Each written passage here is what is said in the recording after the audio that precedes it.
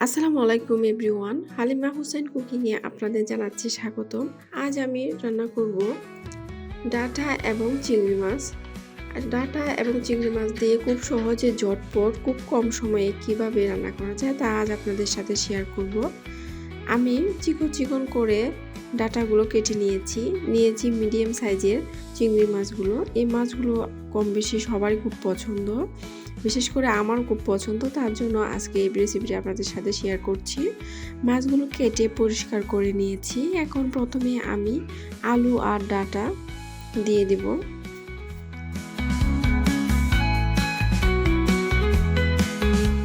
আমি কীরকম করে পিস করে নিয়েছি আপনাদেরকে দেখিয়ে দিচ্ছি, দেখতেই পাচ্ছেন চিকন চিকন করে নিয়েছি। আর এখন দিয়ে দেব চিংড়ি মাছ। এখন এক এক করে সবগুলো উপকরণ দিয়ে দিব। প্রথমে দিয়ে দিব পেঁয়াজ আর কাঁচামরিচ, দিয়ে দিব শুকনো মরিচ, দিয়ে দিব 1.5 চা চামচের মতো শুকনো মরিচের গুঁড়ো, দিব 1/2 চা চামচ হলুদ গুঁড়ো, দিব 1/2 চা চামচ ধনিয়া গুঁড়ো এবং দিব 2 চা চামচ আদা রসুন বাটা,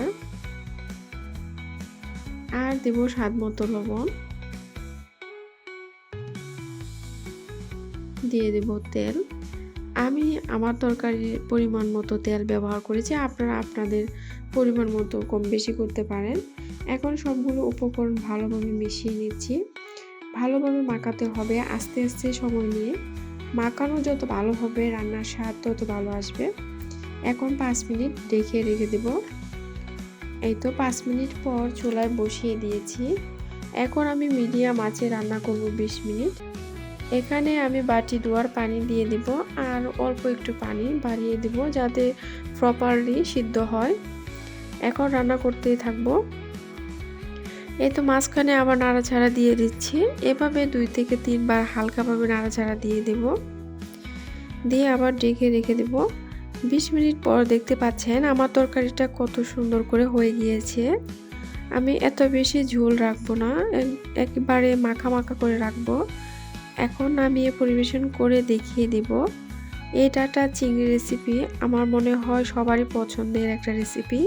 খুব কম সময়ে ঝটপট তৈরি করা যায় ডাঁটা চিংড়ির তরকারি। সো সবাই ভালো থাকবেন, সুস্থ থাকবেন। আল্লাহ হাফিজ।